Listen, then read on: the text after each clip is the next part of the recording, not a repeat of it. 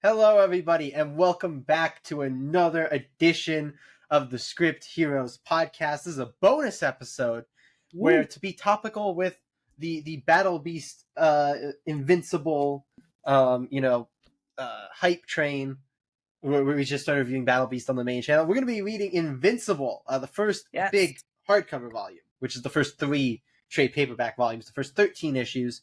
This is Katie's first time ever reading Invincible. It crazily. It sure is. I don't know that it's that crazy. I don't know. You're a superhero person. You're like this kind of mold hero is kind of your thing. He literally named after Dick Grayson. It's very Spider-Man-esque character. I know you're not big, but you kind of like there's enough there. There's connective tissue. Fair enough. Let me quickly give us the creative team. We're gonna go kind of, I think, volume by volume here. So quickly, the creative team for the first volume is actually very simple. It's Robert Kirkman as writer and letterer, Cory Walker as penciler and inker, and Bill Crabtree as the colorist. I can speak. But yeah, this is your first exposure to Invincible, and we'll start where it starts with what I say is a fairly basic first volume. Yeah. It obviously spoilers abound. Full you probably already know the spoilers that Omni-Man is not actually a good guy. The first volume does not touch that at all. It's really all about Mark discovering his powers and how he's going to be able to use them, which I thought was very charming. I think that it's a really effective kind of, origin story of sorts. Yeah. The tricky thing that I had with it is I feel like there wasn't because I have such good things to say about this as a whole. And just technically, it's so well done. Like the cliffhanger of not the cliffhanger, but the end beat of the first issue, where he's like holding up the van, and he's been trying to figure out what his superhero name is going to be, and he just says, "I'm invincible." That's so iconic. Like that's immediately, and that's what they were going for. He needed iconic. That's why he had to come up with the name so he could get the suit all there. Exactly. It's all there. It all comes together. It all comes together. I feel like the thing that I struggle with in this first volume is I feel like the world introduction is very whirlwind. Like, you don't get a lot of sense of what the world is like. Like, you know that Mark is a superhero, you know there are superheroes around, but then there's this team of superheroes who Mark doesn't seem to know, and it creates a real kind of confusing sense for me of, like, what the status of a superhero is in this world.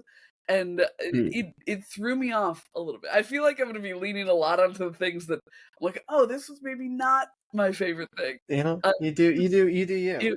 I think what I usually talk about with the first volume here, what I think is like the first volume's thing before Invincible kind of becomes what it becomes, very much in the end of the second volume, going into the third volume, is it feels like what it's going for early on is like making the superhero world mundane to everybody kind of except Mark, and it feels like that's kind of the goal. Is like Mark is constantly being like, "Wait, what do you mean that?" And everybody else is like, "Yeah, we're superheroes. What do you like? Why do you think this is special? Why is this throwing you off? Why?" Like everybody else speaks very mundanely, and even he, at least when he's like in his more civilian form, speaks very mundanely about like his dad being lost in a different dimension. That kind of stuff is very mundane.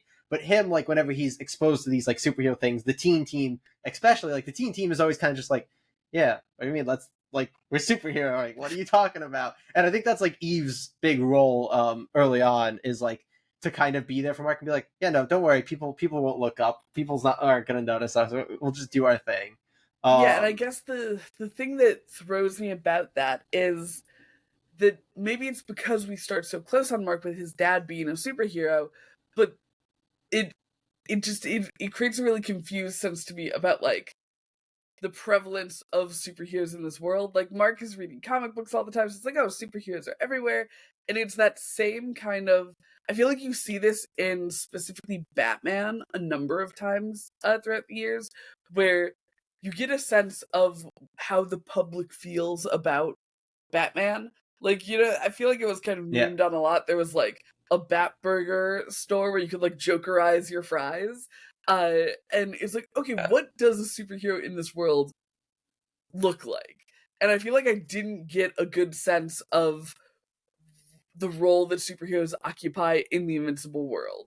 Uh, that's fair. but I didn't want to I harp think on that the for too long because no, I think what it like, and I think it's a fair. I think they're trying to very much just be like, we don't have to show you the world because like superheroes, it's a fully populated superhero world. You don't have to like, I don't think it felt the need to like give you what the world was because it was just kind of plopping you in and be like, this is a fully formed, big two-esque superhero world.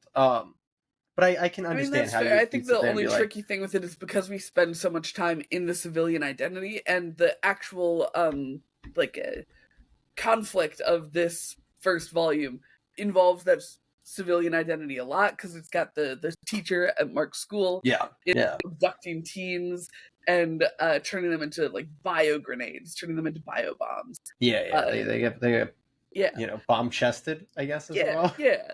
Yeah, yeah, Which yeah, looks super cool. And so I just wanted to get that quick gripe out of the way because that was like my yeah. big gripe with No, that's Volume fair. One. Is that it didn't feel like a great introduction to the world. It's such a great introduction to the character of Mark and the character of Yeah, Omni-Man. You get such good stuff from them right off the bat. The way that they interact, you really understand their dynamic pretty immediately, and that's with them not always interacting a whole lot. Like they don't. I would say that no, he's gone for a solid portion of this volume. yeah, like at least 2 issues of it, I think he's gone for the back two issues. I want to say. and they don't interact a whole lot in the first issue really either. Like they have a couple of scenes together, but it was Yeah, so I good think at the first issue was establishing a their decent one. Yeah, relationship together yeah. and establishing Mark as a character because you get to see so much about who he is from how he Oh deals yeah, with getting superpowers. That I think that yeah, it does such a good job of immediately endearing you to him, of immediately giving you a sense of who he is, of who his dad is, and then later on, as we meet the other characters, a good sense of who they are, specifically yeah. Adam Eve.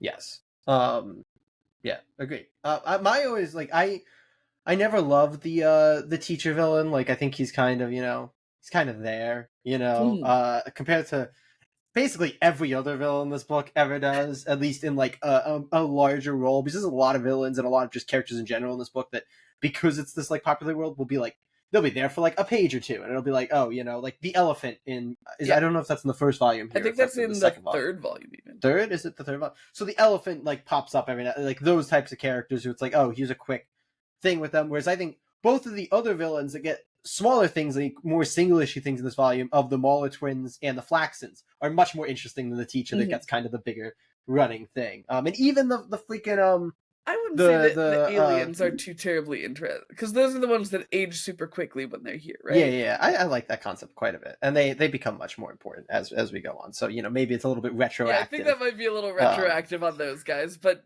um, certainly, and with but Alan the the alien, when he comes in, he gets a yeah, really great kind but of he's villain not issue. villain. He's Yeah, yeah, framed as a but he's villain in the issue that we see him.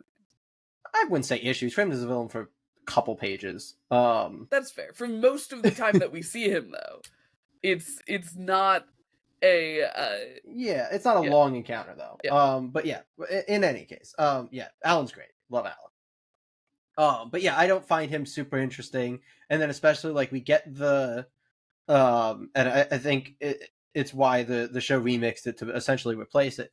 Of like we get the one tease when they're in college of the like cyborg looking zombie that I don't want to fully spoil for you at least, because we get the tease of that story that will come Uh-huh. later, and that's just a better version I think of the kind of bomb and thing, and instead we get like a tiny little thing of that here, and it's like maybe that should have been the running thing instead of the bomb guys, but it's not a big deal because it is not a super important thing. It's more of Mhm. to have something to like frame as we're doing all the world building and character stuff.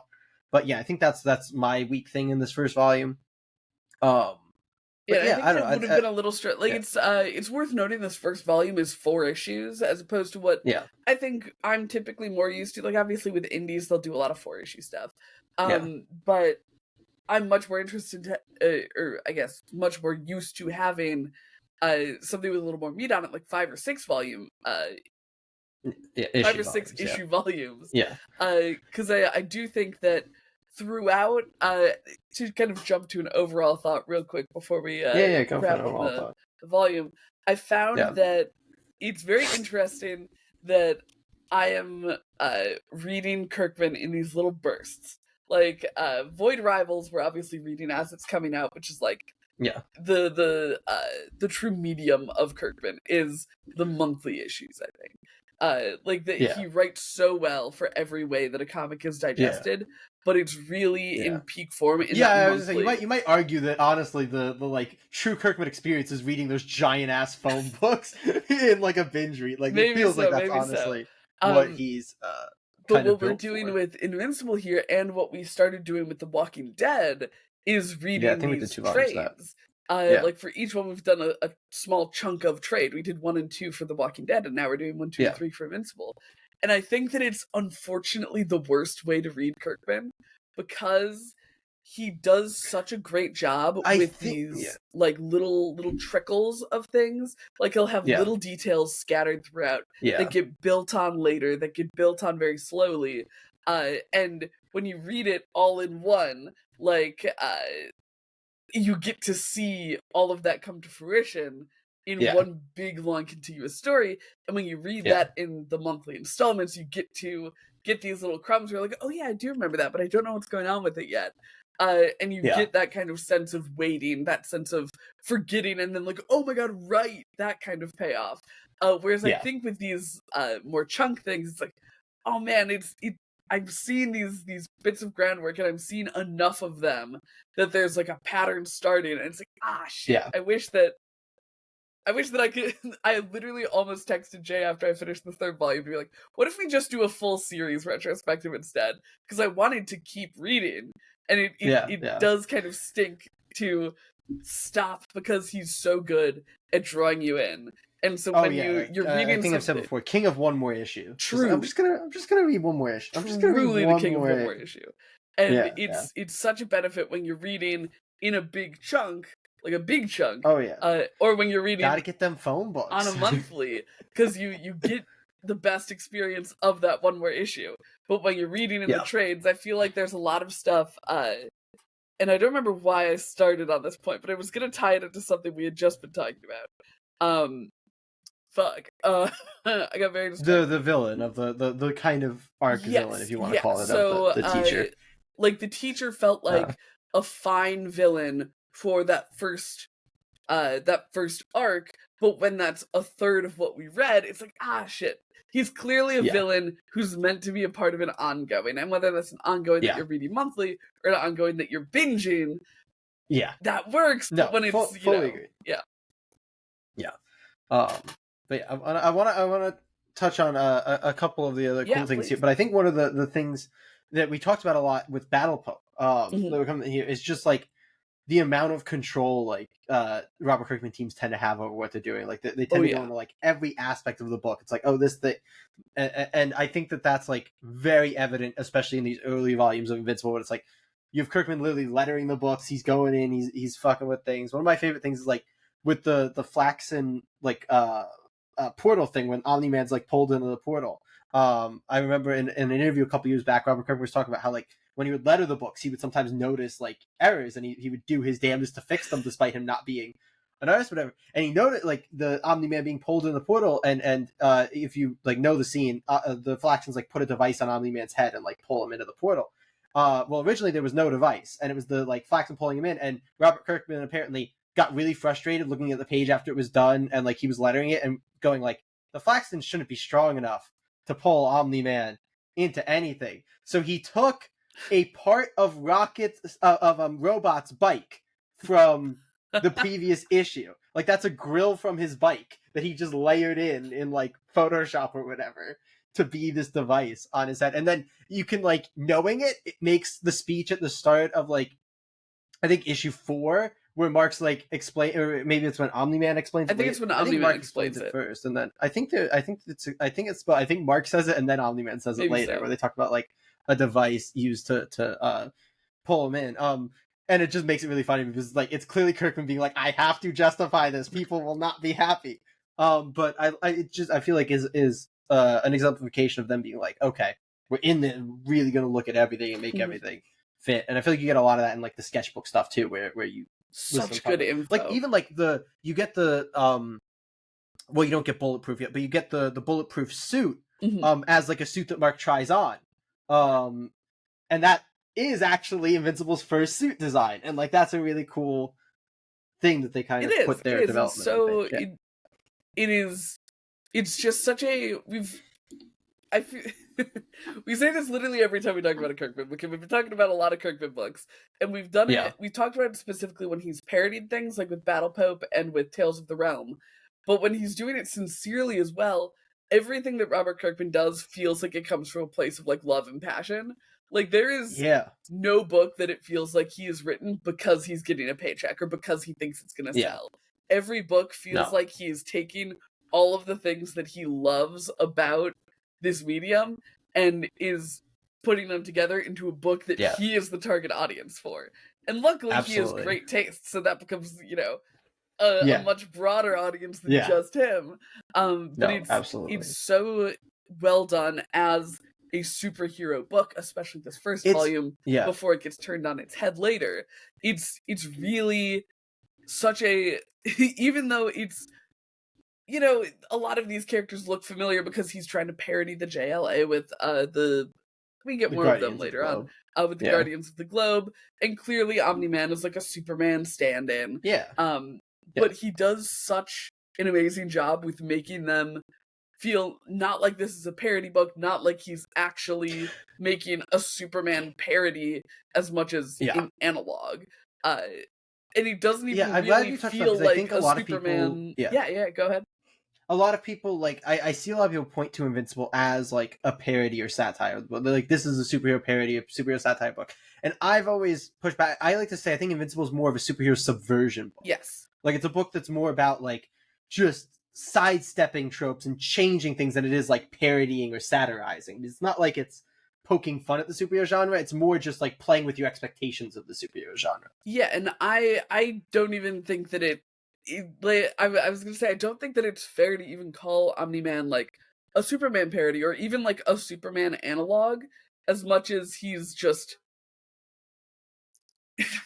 I mean, he is a Superman analog. Yes, I feel like calling him any sort of like parody or derivative of Superman is a disservice to the character. Like, it never feels like he's truth, justice, in the American way, right? No, like, but he's very much he just has Superman's powers and backstory to some extent, and look, and I don't know. I feel like it Cape, it's they will be the first to tell you that it is a Superman analog. His original name was Supra. I'm very aware of that, and I feel sure there is obviously that influence there, but it's not. It doesn't feel like an evil Superman to me. Like, no, I mean, it's certainly not an evil Superman. I mean, evil Superman is I mean, especially once you get further, is a gross oversimplification of Omni-Man as a character. But he's certainly I have heard about a Superman analog. Well, I guess since the cartoon has come out, it's like I think that the TV show's a big push of that. But not that the TV show doesn't do a lot of the same stuff, but just because, like, especially you watch that first episode, you see the it's a very simple thing to be like, evil Superman, Yeah. So I was just really impressed by this first volume and what it did with its characters, how amazing Robert Kirkman is at just writing a good book in a genre. Oh yeah. Like, it obviously ends up reinventing the wheel for later issues and later volumes, but in this first volume, it's like, this is just a good superhero book. Yeah. No, absolutely. And I think that was the idea of, Kirkman didn't want to subvert until he had already established the world. And obviously, I think I've mentioned multiple times on the podcast, the idea that, like, it was pushed up. Like, it was originally supposed to be like 25 issues. I will say, I kind of agree with editorial, having read it. Oh, I mean, yeah, the book would not have made it to 25. Didn't make it. I feel like having the reveal much earlier is much better, actually. Yeah. Yeah, I think he just wanted to do more of a legitimate, because I think he's mentioned, like, the only thing that was changed in issue 7 is that last page was added in. So like The I reveal think he of just wanted to Omni-Man. do more of a yeah. Yeah. Like that's why it's if you compare it to the show something that's why like because with the way it was done, it kind of feels weird the way that it's drawn. It's like well, if you're just going to show him at the end, why don't you see him actually We'll get to attacking them? that And because it's I it's have strong thoughts about issue 7. yeah, but it's because that was like a later addition. Mhm. But let's move into volume 2. I'm gonna throw in the extra people now that contributed to volume 2. It's mostly the same creative team with now the addition of Ryan Otley for issue 8 in particular of this volume, and then he'll obviously do all the issues in the following volume. And then we have in issue 7 we have a bunch of extra people contributing. We have Terry Stevens, we have Matt Roberts, we have Tony Moore, we have Mark Engelhart, we have Eric Larson, we have Dave Johnson, and we have Cliff Rathburn. So a bunch of extra creators to contribute to that big issue 7. But yeah, Katie, what do you want to talk about volume 2 as things kind of start to kind of heat up? It's an interesting way to volume. Yeah. It's such a weird thing to like have an extra issue after issue 7 is like you would think that would be a volume ender, Right. But it's fine. So I think that I accidentally opened to volume 3 for myself here. You jumped up, you jumped I beyond jumped. here. I jumped. Yeah. But yeah, volume 2. Who's our big bad of volume 2? Omni-Man, essentially. Yeah, I guess. I was just It's making much sure that I more didn't. no, it's like the formation of the new Guardians. Yes. Yeah. And then kind of why can't I think of his name? Alan is coming back, but you don't actually get him until after Omni-Man does his business. You have kind of a lot more relationship stuff. What? Yeah. And is this the volume where they go to the college, or is that next volume? Yes, this is the volume where they go to the college. I do believe. I loved one specific thing about the college, and I loved a lot of the college part. Yeah. I think that it was such a good touch to have them mention the lab being down because of a fire from months ago. We might and have. Mhm. Hello. I'd lost you for a second there. I don't know if it. I'm assuming that they got you and that I just lost you for like iconic. 30 I thought it seconds. was such a little crumb of just good storytelling when they just happened to mention that the lab was ruined when from a fire a few months ago. I feel like it gave such a good sense of continuity, having just like that little crumb of like, oh yeah, Omni-Man went and put out that fire last volume, and there are repercussions of it in this volume. I think it's such a good bit of continuity. There's a lot of and great stuff such like a that good in bit Invincible. of one of the big things that you were pitching Invincible to me on is the sense of like, I don't know, groundedness in the combat and like the world. Like, what does it look like when two superpowered beings hit each other? And they don't limit that to just the superpowered beings.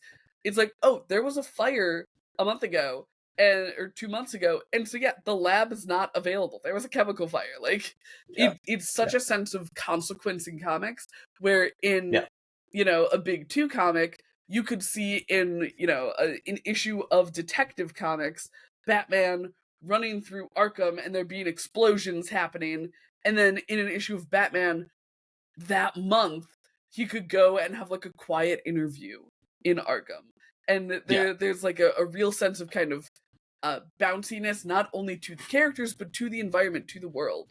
And having been primed on the like groundedness of Invincible, it's something to notice where it's like, oh yeah, like this is not a world where superheroics get to end after the fight, right? Like, no.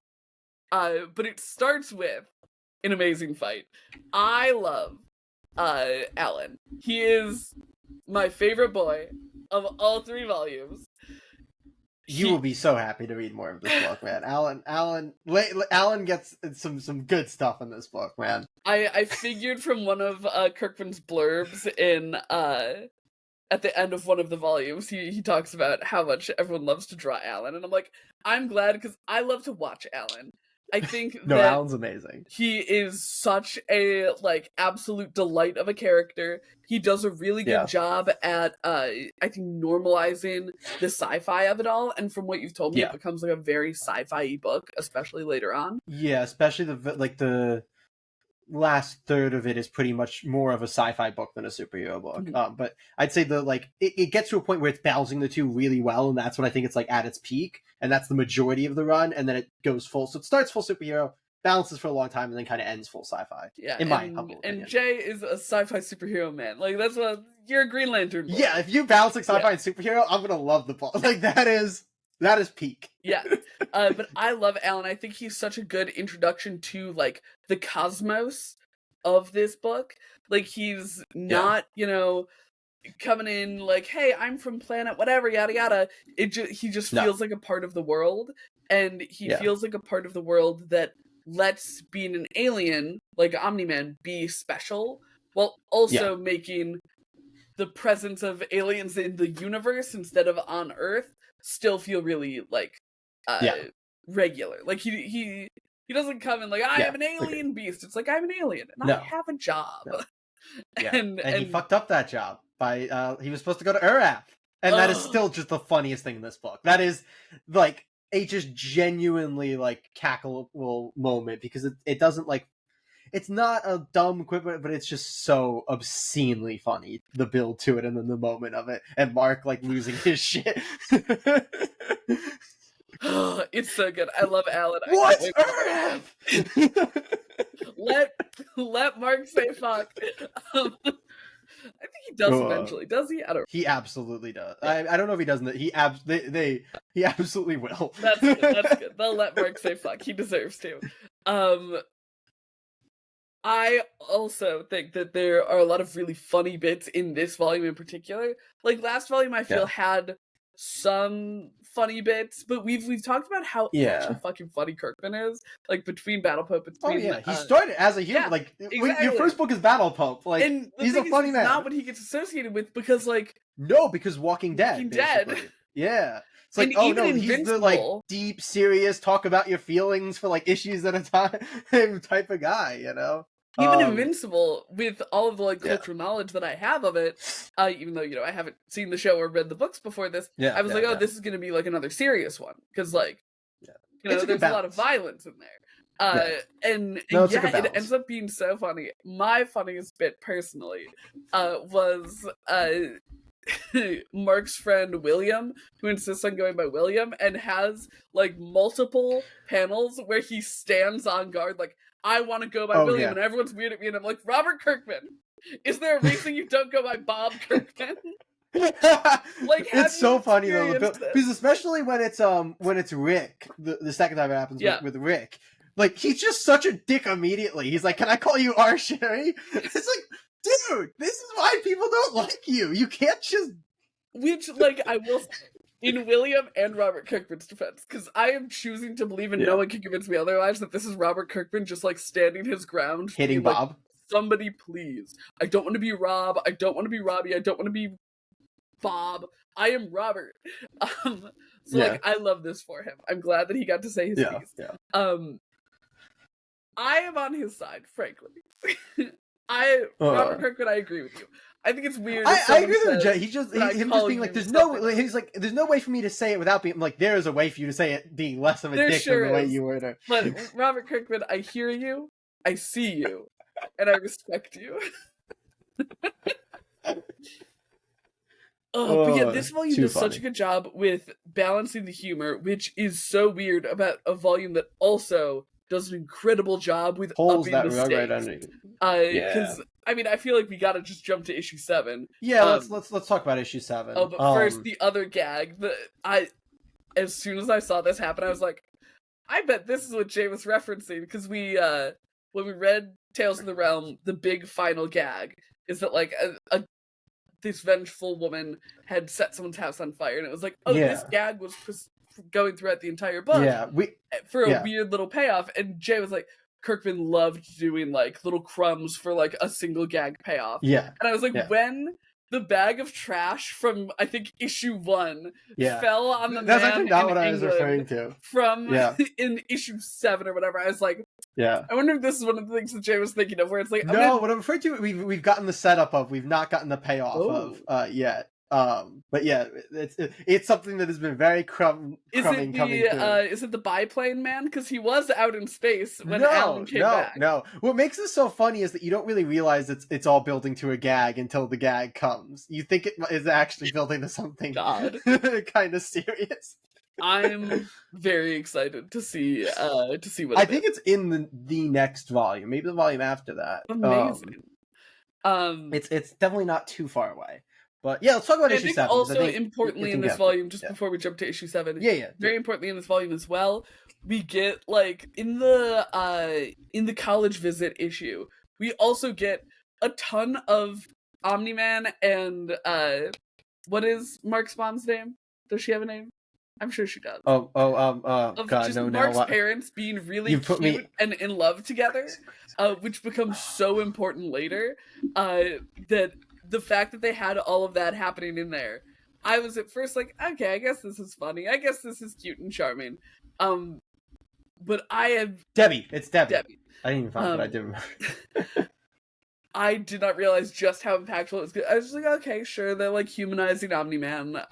Because obviously I know what's coming, because I have a brain and have been on the internet. Yeah, I think you watched literally the first. I thought you watched the first episode of Invincible at some point. Did I? And then I just might never have. continued. I feel like I remember you telling me that you watched the first episode. That sounds like me. I probably watched the first episode and then not the rest, because that is a very me-coded thing to do, unfortunately. But we get this fucking issue that starts off fucking hilarious with them trying to the narrator essentially trying to wake Mark up, and it's like, okay, Mark needs to sleep. He's not going to be in this issue, which I thought was so stupidly effective. That's a running gag. Like the narrator like popping in for things like is a bit of a running gag. In particular, for we'll call steamy moments, the narrator gets some good funny things throughout the series that I love. I'm but glad yeah, for our it's narrator. a fun I just thing. thought that was such a, because obviously something important needs to happen this issue, and we don't want to have that be a B plot, right? And like we also don't want to distract from that with a B plot. So I just thought it was such a clean and smooth way to intro a like side quest issue that I feel doesn't normally get used. If a book doesn't normally take the big swing to focus completely on another character. Unless it's like, you know, done in tandem in time with something that the main character. No, I feel like it's something we talk about though with like ongoings, that like this is an ongoing that really just is able to like do things and sidesteps of building, and it does such a good job of operating in that space. And I think that's a good example of it. So well done. And then we get the various introductions to the Global Guardians. Guardians of the Globe. Guardians of the Globe. That's them. Yeah. And then of course we get can we just talk about Aquariuses though? Because it's so good. Funny. Him just sitting there. Finally, some action! Yes, I wanna focus on each of them a little bit, but then obviously this comes to Omni-Man killing all of them. I was really disappointed in this issue. I'm not gonna lie. I feel like all of their little intros were fine, but I don't think that this issue laid enough, I don't know, groundwork to, you know, it didn't lay enough pavement for the ending to actually take off for me with all of them being killed.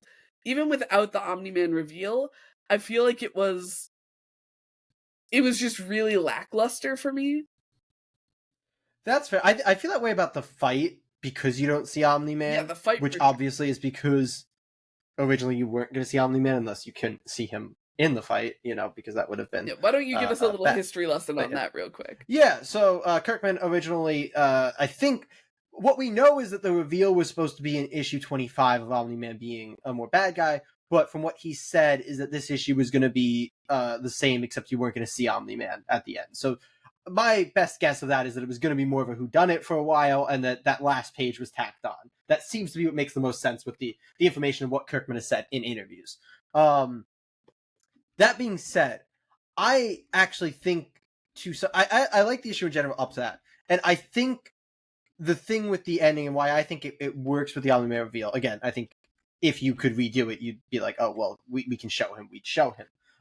But what I think is like the way that you're looking at it versus, and I think part of it is knowing what's going to happen beforehand makes you kind of look at it differently.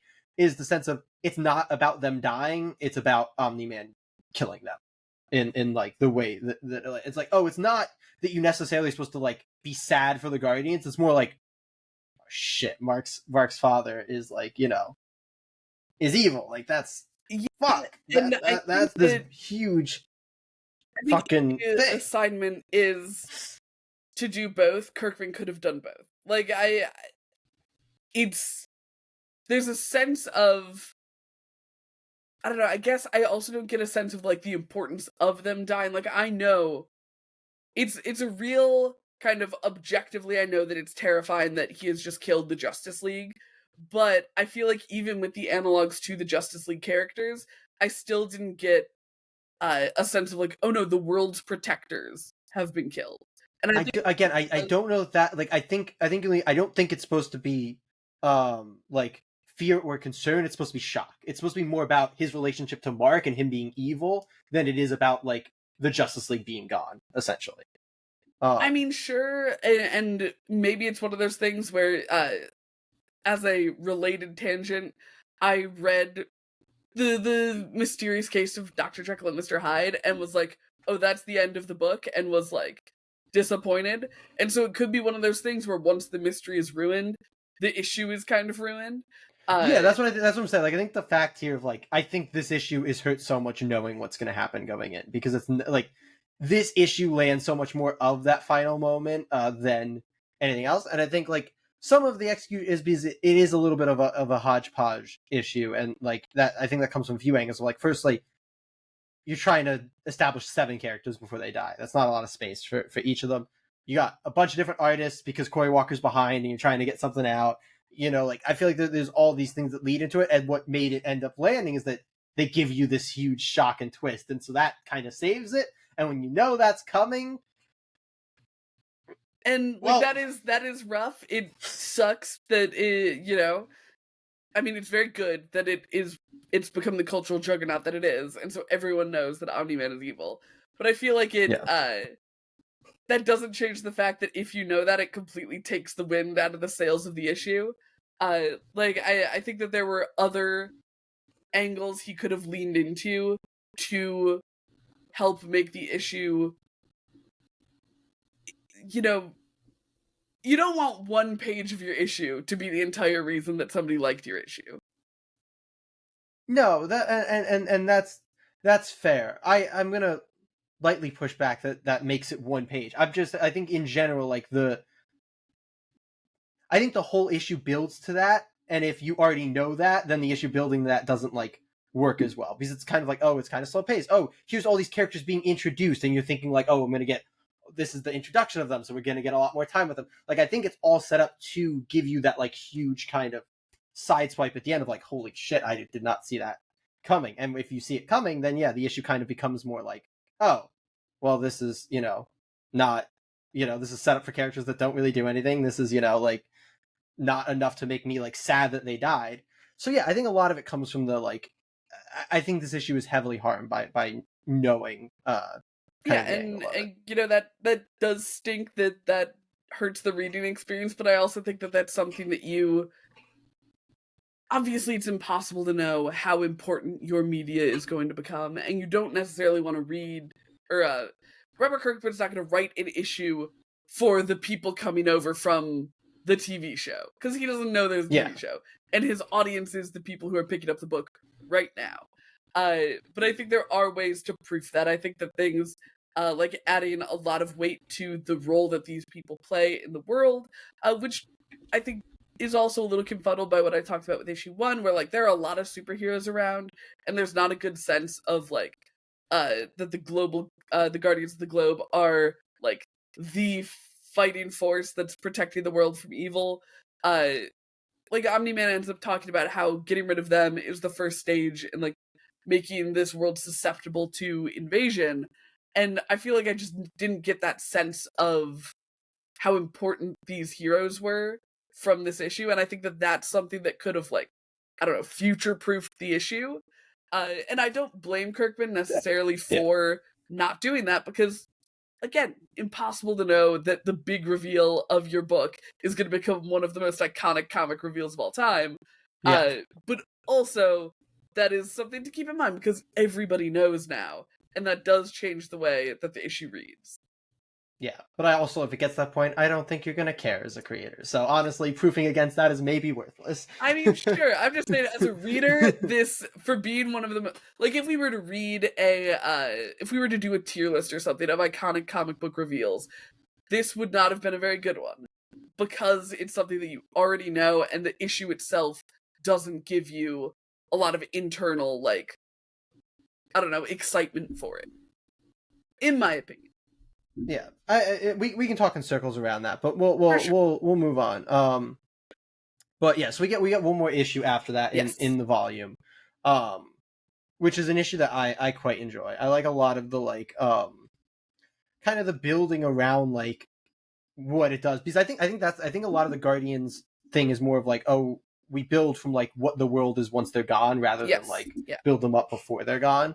Um, and I think we get a lot of good stuff with that in this issue. It's also actually the one you asked who's the villain of the arc. I guess actually it's a Samson's a Yes, butler, Samson's if you really butler. want to. Yeah. Which is honestly a good review, because I remember when I read this for the first time, sitting there and being like, when Samson's suit was missing, and then being like, I was like, but why would he steal the suit? Because it was just gonna be given to him. Like I remember like reading that being like, even if he's gone nuts, this makes no sense to me, because he could have just waited for it to be given to him. And then I it's mean, like, my oh, thing was that it he wasn't him. specifically was like 2 days isn't enough time. So it's like, oh, I see. He needs it now, so he's gone That's mad. right. But that was, I remember thinking that, and then being like, oh no, okay, There we this go. It makes a all lot works more out. sense. Yeah. But I love you know, the superhero funeral being crashed, and then like, Yeah. and I like the like bill of like, you kind of like, it's like, oh, there's villains here, and Mark's like watching, and you're like, maybe that's gonna be what goes wrong, and then Yeah. no, it's just fucking the butler. The butler. Oh. But yeah, I really like this issue as well. I feel we must shout out Savage Dragon is here. Yeah, and Super Patriot. And Super Both of Patriot, them. yeah. And actually, what's is his name? Darkwing, the other another No, '90s Image character. It's like Dark is it Dark something. Hawk? Darkhawk, I think Maybe? is correct. Yeah. Yeah.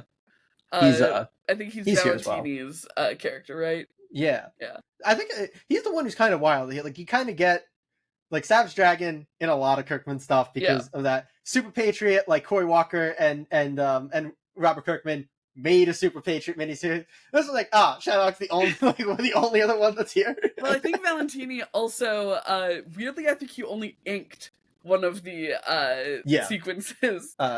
I'm gonna just because I didn't think you were gonna say it multiple times, so a lot. But just it's Valentino. Just Valentino. Okay. Yeah. Just because we're gonna keep doing it, I feel like I should, just so you don't keep doing it to yourself. I thought it was one and done. I don't think I've ever read one of his books. I don't think I have either. I think he might be the only Image founder that I haven't read anything of. Yeah. Sorry. But Darkhawk is here. You're sorry. I'm sorry I said your name wrong a number of times. And yeah, I think he inked the Dark. I think that's Darkwing, isn't it? That's why I'm getting. Probably. I think he inked the Darkwing. Yeah, this is also the issue where we get more of Adam Eve and Mark having foundations, perhaps brewing. Yeah. This is where her and Rex have their they're falling out, I guess, if you call it. You don't get a full real falling out. It's more, I think that's the other thing. Like, I think it was because maybe at this point Kirkman didn't know how like X-rated he was gonna go or how much, but like we don't see like pretty much any of the cheating. Like it's very much a like, oh, she sees something, she's upset, and then she tells Mark that she saw him cheating on her. It's like that probably could have been done better. Yes, I do think. I don't know how X-rated Invincible gets, but I don't know that what she described would have been put in most comics. because it was I don't know. The way duplicate that and the there were show does multiple it of her. is has them like coming out of the shower with like a towel, and then one of her comes out, and that's how they get caught. I also this is sort of an ongoing itis thing. I was going to talk about it more with volume 3. I Yeah, feel like the teen team, we could have gotten more of our side characters there. Like Robot gets a lot yeah, of time, and obviously Adam Eve does. And I yeah, understand that Rex and Duplicate end up, being more so othered because of the whole thing with Adam Eve. yeah. And Rex ends up getting a lot more. I guess Duplicate does to some extent too, but I think Duplicate in the series as a whole, I'd probably say Duplicate is a character that like needed more. yeah, Rex gets his, just unfortunately a little later than you would have liked. yeah, and I don't think Duplicate got a single line of dialogue in these first 3 volumes. Like maybe She might one have a when they line first met, when he I was think just in his might puberty. get one when Adam Eve's re-entering the lair and she's helping Robot and talking with Rex at the same time.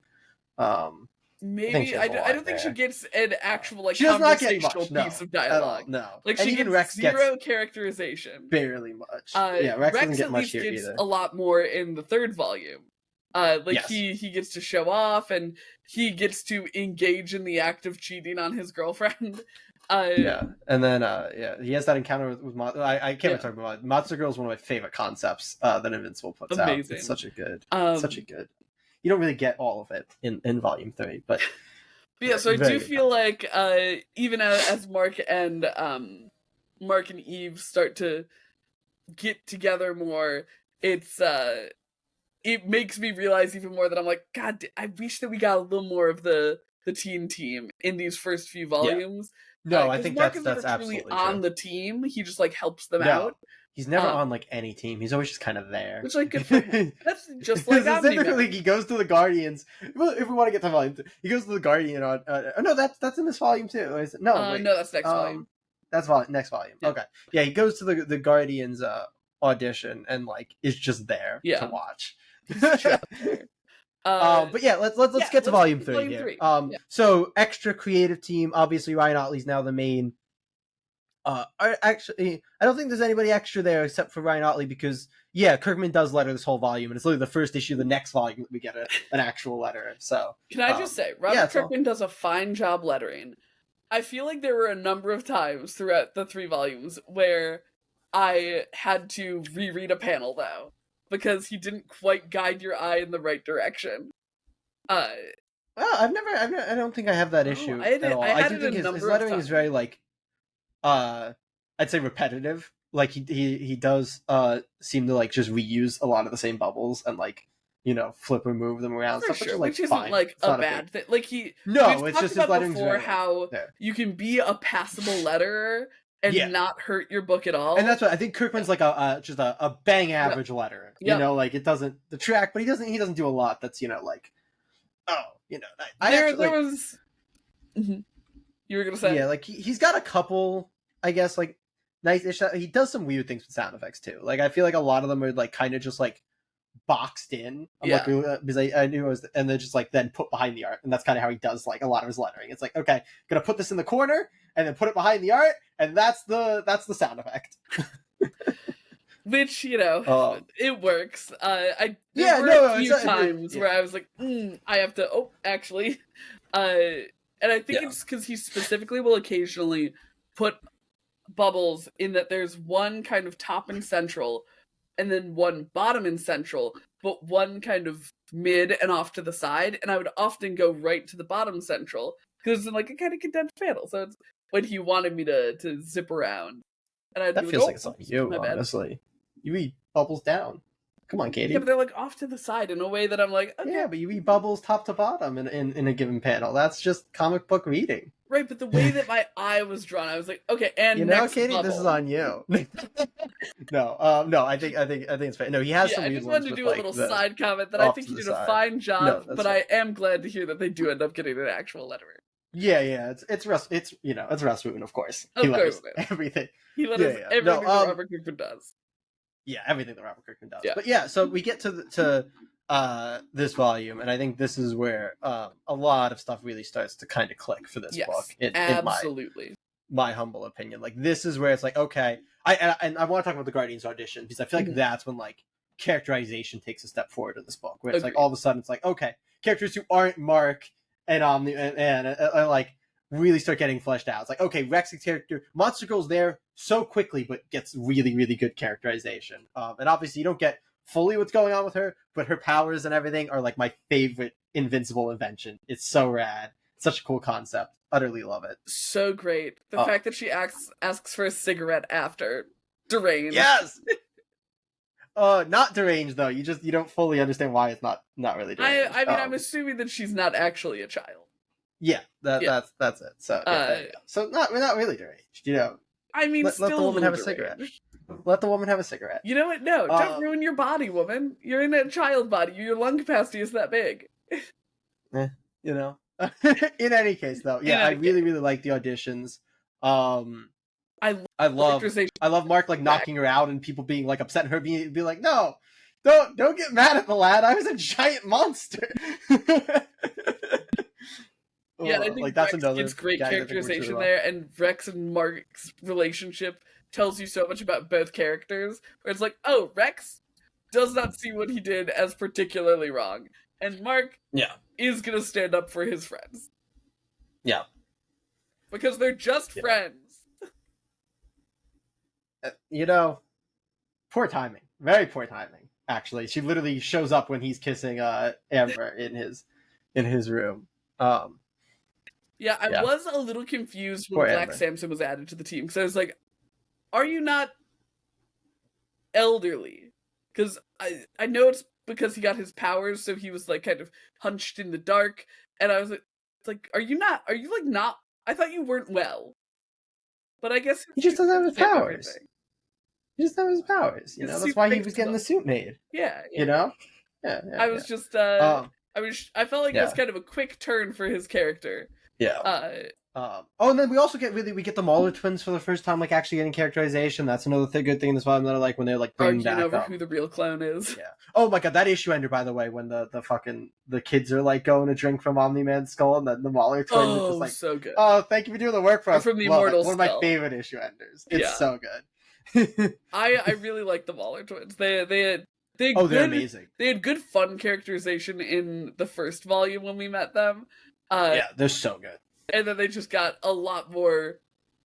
They actually got great moments in like every issue because they were also the ones who just so funeral instantly done. Yeah, I'm trying to like I can't remember. I think it was during one of our creative corners where we were talking about like clones or something, and I like talked about how the Mauler twins are such a good bend on clones and cloning. I love them so much. They're so fun. They're so funny. But then we get to the real rough stuff. I mean, I guess Mark feels good about being a hero first. Good for him. We also have that guy who's a mix of Detective Chimp and The Question. Detective Demon. I quite liked. Damien Darkblood. Yes. Yeah. Yes. I quite enjoyed his vibes. We also here get more gags because Invincible is a funny book and it's it is. It's determined to stay that way. Yeah. So we get the gags that poke fun at Corey a little bit, talking about his repeating panels and even using a little analog for him at the comic book store. Mark continued to be a dweeb, but then very importantly we get to the big potatoes of the big issue. Potatoes. Mark watches his dad kill the Immortal, and hears his dad confess to killing him the first time. And my fucking god, their fight. Oh yeah, but firstly that issue ender in the prior issue. Yes, but, their fight is where I go. Like that's where I usually go for like to me. Because I think the Omni-Man reveal is incredibly important. To me, their fight is like the first super iconic moment of this. Yes, of this book. I agree. That's what I was going to get into with the fight, is everything that I wanted from the like emotions of the Omni-Man reveal, I feel like I got from the Omni-Man fight. And as much as I agree with editorial, weirdly enough, that going all the way to issue 25 would not have been a good move, I do wish that this was the reveal. Like, if we got the reveal here in issue 7 or whatever it is, or I'm sorry, in issue 14 or whatever it is. I think it's maybe 12. That sounds right. Yeah. We didn't read the 14, so I do think the book would have been canceled. Because, I mean, that's fair. Kirkman said it was originally only going to go to 13 is what they were worried about having to end it. So I do think for sure. And I mean, obviously there are a million and one concerns, and editorial always plays a role in these types of things. Yeah. But all of the emotion that I wanted from the like Omni-Man reveal, I feel like I got here and in their fight. Because you get that fear, you get that. I didn't really feel the horror of like, oh no, Mark's dad killed these guys until Mark was watching him kill these guys. Yeah. It's so much more about like his relationship to Mark, I feel like, and this obviously putting Mark there helps. I also love like you get the retelling of the origin here parallel to first, and like talk about accidental magic, but the fact that it's redrawn by a different artist because it's done by I didn't Corey, even realize that they had redrawn it. I was like, oh, maybe they just use the same. No, because I guess they do have like big differences. Yeah, so like the fact it's like, oh no, this is how it really happened, and it's actually a different artist redrawing it is like just accidental, like one of those accidental comic book magic moments, and I love it so much. It's one of my favorite like little things. Gorgeous. Like, oh, it's even the things that are kind of the same are like different because it's a different artist. I also love that throughout this whole volume we have Omni-Man like kind of practicing his speech, trying to figure out how to talk to Mark. And like I think the speech is another one of the most iconic things from the book. Like the "Let me tell you where I come from" is like a very iconic, I think, Invincible line, and it's something that kind of comes back. I think it's one of the things that and it's part of what sold this issue ender as well, because not only do you know that Mark has just had his world ripped apart by seeing his dad murder the Immortal, you also know that you're about to get this really intense emotional moment between the two. Like, it's not that Omni-Man is gonna immediately start punching Mark. That'll come later. It comes rather quickly. Man is quick to anger. Well, in his defense, no. In his defense for beating his son within an inch of his life. Okay, but like Mark did, and saying I can always produce more offspring. Mark swung first. But yeah, this entire retelling of his origin. Does he? I know he squares up. I don't know. Does he actually end up striking first? I believe he swings first, but does not strike first. No. Omni-Man just... I don't know if he's meant to be swinging. He squares up at the end of one issue. Yeah, and so then he's going in for a punch, and then I think Omni-Man is just faster than him. Who's to say? We don't... He is definitely not still mid-punch when we open the next issue, so...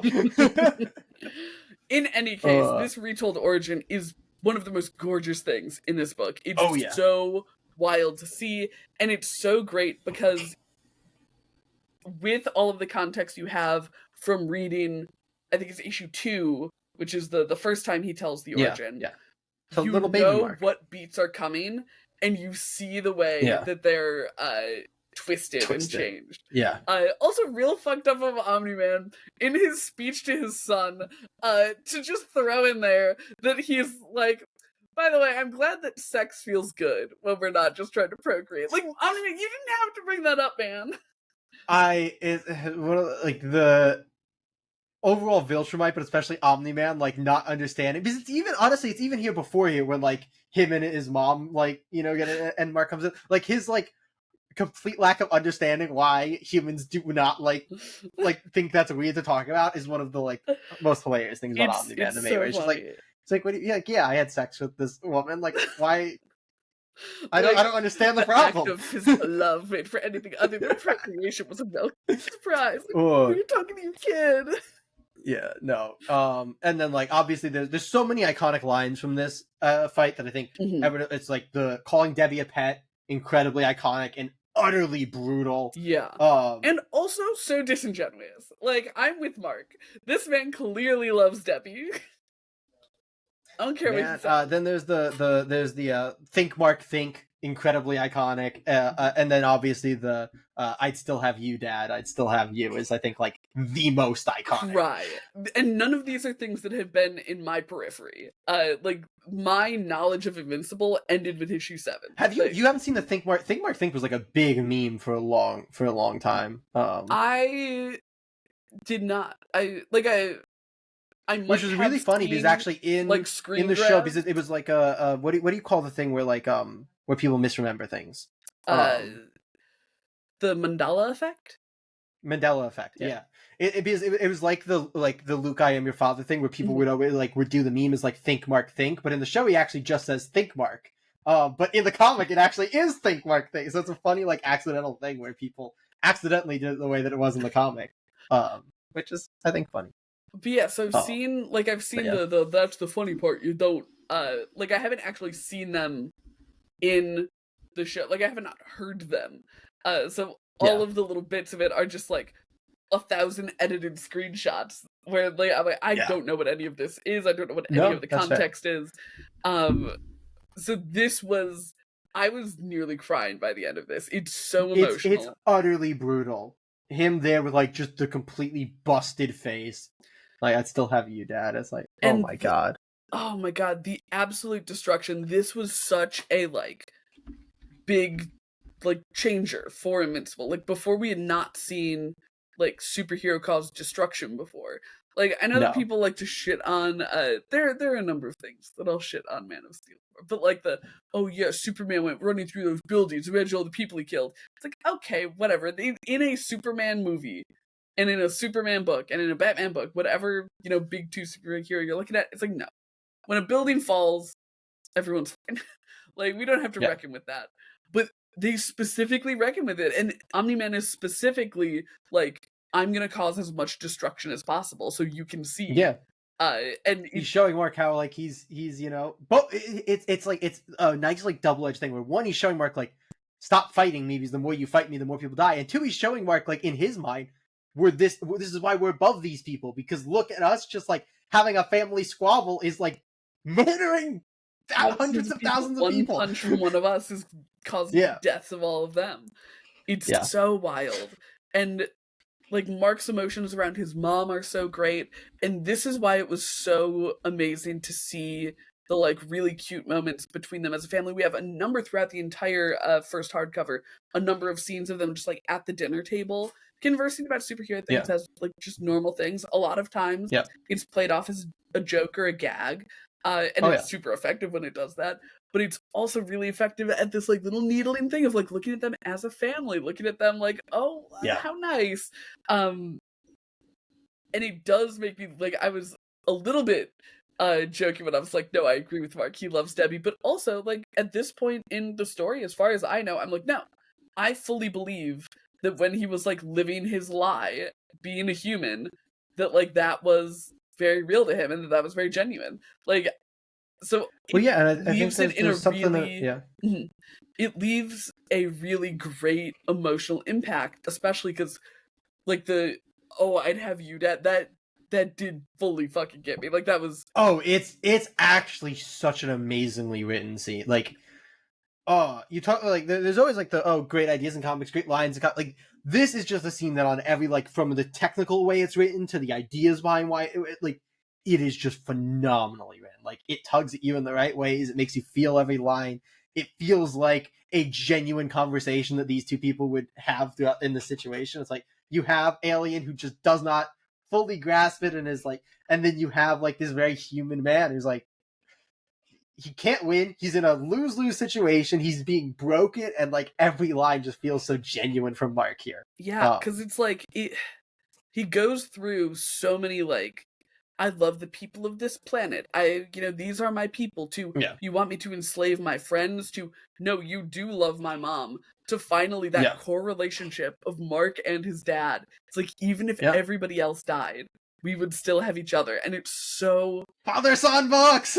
so gorgeous coming from Mark. And then Omni-Man leaving Mark alive, leaving Yeah, with tears in, yeah. Come down in his his eyes. eyes. Yeah, Like it's so unbelievably gorgeous, and it leaves the book in such a great emotional place where like yes, Omni-Man, sure, he is evil Superman. Like, whatever.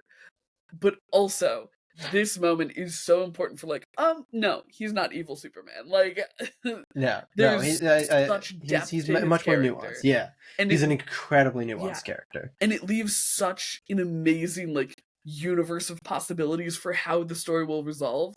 Because if like, I Yeah, don't know, he got hit by a nuke or something and was like, I'm injured, I have to leave.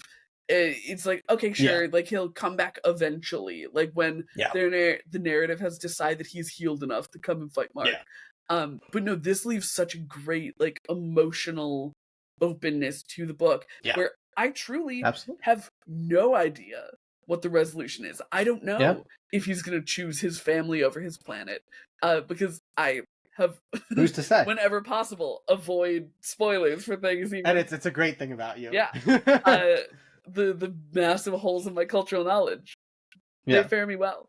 Um, so it's truly amazing to like. Maybe this is one of those reveals where it's like, oh, because I don't have that cultural knowledge, it can be really, really strong for me. Like the reveal of yeah, him, I did not know how the fight between him and Mark was gonna end. Like yeah, at any given moment, I and was that's a like, good one to get to experience yeah, for sure. and I Yeah, was like, I don't know if Omni-Man is gonna like get chased off by something. It did not even enter my mind that he would choose to not beat the shit out of Mark. I was like, okay, when's the Deus yeah, Ex coming in? When's like the yeah, Immortal coming back? You know, re-stitched yeah, together again. When's yeah, some character who's going to be a mentor to Mark in the next volume coming in to save him? yeah, And it was such a huge moment for me to read when he yeah, flew off, like the shaking fist and then fly. So gorgeous. And yeah. then as I was No, trying to agree. emotionally recover from that, I got my boy Alan back. You also though get the introduction. I guess not the full, but the introduction of Mark, of one of my favorite characters in the book, Cecil. Cecil. Cecil's like introduction, I think is just so good. Like it's such a good immediate thing of him like, yep, here you are. I'm gonna put everything in place for you, you know. But like I'm very Mhm. like it's such a good like it makes him kind of so hard to read because it's like okay, everything he's doing is very nice, but he's Yeah. not like doing it in like an emotional, you know, But like he also is a empathetic way. little bit like when he talks Yeah, it's an to interesting. That's what I'm Debbie. saying. He's hard to read because he Yeah. even like at one point he even says to Mark, he's like, Aren't you worried that you I'm a haven't asked what racist I got in scary government return." man? Yeah. Yeah, he's like, you know, I'm gonna want something in return. So it's just like I find him such an interesting and nuanced character, and I think his introduction is so picture perfect. It's like, okay, Omni Man's gone, Guardians are gone, like here comes Government Man who needs a new like you know top soldier. But also it really doesn't feel like you get such a good look at him through his guilt over what Omni-Man did, because obviously Yeah. he beat the shit out of Mark, but he also caused thousands of deaths. Oh yeah. And he was duping Cecil this entire time. Yeah. So like you get a real sense of like personal responsibility for him and just like kindness, which I don't think is something that you get from, as Cecil jokes about, like the big bad government Yeah. employee. So I feel like they do a really, really, really good job. Because we get Cecil before when he Yeah, we get him with a recruits robot. Robot to be the new Yeah. head of the Yeah. Guardians of the Globe. Guardians. I keep trying to say Yeah. Global Guardians, I don't know why. Yeah, I don't know why. Um but yeah, this is such a great introduction to his character. Yeah. And I think it's a really heartbreaking way to bring Mark's worlds colliding. Like the fact that Eve and William are kind of working together and trying to figure out what happened to Mark. Also, I don't know if they get together, but I think it'd be cute. I'm a fan. He's grimacing, and I don't know if that's because he's trying not to portray any emotion, or if because they get together and don't end well, or it's because he just doesn't like them. And I'm going to choose not to even try to get an answer because I love a surprise. I love no spoilers. But yeah, then Alan comes back. I love Alan. And we get Alan's sad backstory. And we get Alan being a cutie patootie, being like, oh, that was a nice punch, Mark. Like, I love so that that's good. like his first reaction to me. I love Alan so much. Like the man is just like unbothered. He's like, oh, nice punch. Now can we talk about what I came here to talk about? Yeah. Like not even one of them. Like you would think from his perspective, he'd be like, why the hell did Mark just punch me? But no conversation there. No conversation there, and it leads to, again, fucking Kirkman with his god tier enders. Like, Mark sitting on the moon, looking at the Earth from above, saying that there's nothing to do but finish high school, I guess. Like, Yeah. it's so I don't good even. at. Could you guess that that's the season one ending moment of the TV show? Maybe. The Just thing because is, it's I like have that perfect no. bow type It thing, you really is. know. It's such a That's great what like bow. it's grabbed. They're like, oh, how do we end the season? Have him sit here talking to Alan, and then when it's like, what's next? Finish high school. Like it's such a good It's so good. And I feel like end what it it. does specifically really effectively is set the book up to be an ongoing when this was such an important like first personal plot. Like Yeah. if you look at this first hardcover, not compendium because that's something else, collection, um Yeah. Mark's world is never going to be the same again. Like from No. getting superpowers to his dad beating the shit out of him and fucking off to a distant Yeah. planet, presumably. Like, there Yeah. is no way that Mark's world can be the same. And it's so important to have that kind of regrounding. Like, it's called an arc for a reason. You start in one place, you get to a Yeah. peak, and then you come back down. And, like, Yep. it's perfect for getting you to that ground point where then you can start another arc. And it's Yep. such a tricky type of story to get that end point out of. Yeah. And it's done so elegantly here. It's done with such emotion here. Like I feel like it's what is it, All-Star Superman? That has the really iconic Superman sitting on the moon with Krypto. Like, Yeah. it's such a good visual. You get a little bit in Watchmen, but with a different effect with Doc Manhattan sitting. Yeah. Yeah. Yeah. That's different. Yeah, For very for different. sure. But For sure. so gorgeous. And I feel like one thing that I want to call out for Ryan Otley is, and I think also for Corey, I keep forgetting his last name, Walker. Walker. I feel like most times when you see space portrayed in any sort of visual media, you're gonna see Black Void and like maybe a couple big stars or something to be like, yeah, Yeah. No, it's that's it. full. There is such a Stars. full cosmos every time they show space Yeah. in this book. It's from both of them every time they've gone to space.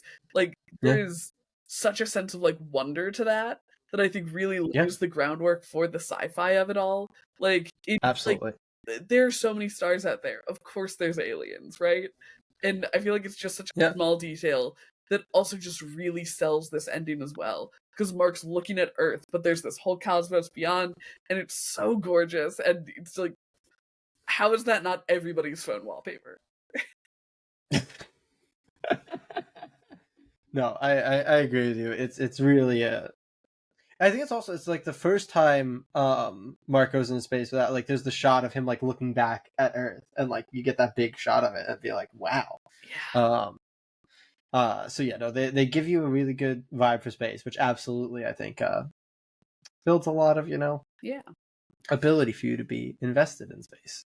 Yeah, so I think this takes us to the end of these volumes. The Yes. reason that I started off with my big criticisms at the front is because I had such front-loaded criticism of the book, because I feel like Yeah. by the time we get to issue or volume 3, it's like, oh no, this is just gorgeous. This is borderline perfect. Like it's such an amazing read. I think we had a similar thing with The Walking Dead where it was Yeah. like, oh yeah, like the first volume, good. But then it really like catches it's funny. I think a lot of stuff like this is, early create I was gonna say an early creator, but early creators across the board, in Walker and Otley, and they all kind of have to find their footing, and the books have to find their footing. And that's the big thing. Yeah.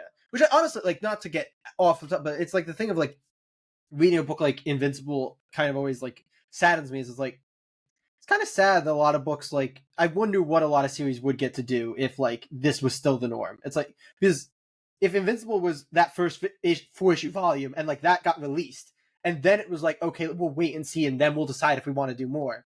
That's probably all Invincible ever would have been. It's like how many books if they had that more legwork would figure out what they were well beyond issue 4. And I think this book is just such a shining example of like when you have that you can like find something special. Exactly. And you're right. It's something that like the industry is so unwilling to take chances on now, and it's such a fucking bummer. Because like just let books have the dream of being an ongoing, right? Like because that first volume wouldn't exist as it was if Robert Kirkman was told you get a 6-issue miniseries. Yeah. No, absolutely. He'd be like, okay, well, how do I, work in this idea? Like, okay, maybe I have to move it, whatever, and give it a full, like, book at. No, I think a lot of books would benefit from being able to at least, like, start with the dream of being an ongoing. Because, like, things like, ended at, 6, 8, whatever, when they started as ongoings, the start of the Invincible universe was Tech Jacket, and that ended at 6, so it feels like it would be nice for books to at least start with the dream. Yes. If the dream was there, Katie. If publishers would just let it be. Let them dream. Let them dream. But I'm glad you enjoyed Invincible. If you enjoyed our talk about Invincible, subscribe and let us know if you want us to continue reviewing Invincible on the channel. And comment down below your thoughts on the beginnings of Invincible. That's if you have read the book. Yeah. I don't know. You got any final notes, Katie? Be sure to check out our episodes every Wednesday. We talk about our weekly pulls and we pick out our pull list recommendation for the week. This past week, mine was Exquisite Corpses, the Newtonian book, and Jay, of course, with Invincible Universe Battle Beast, which spurred this whole video. So catch us every Wednesday and every weekend for a bonus episode, much like this one. Thanks so much for tuning in. That's right. As always, we'll see you next week. Comic Geeks.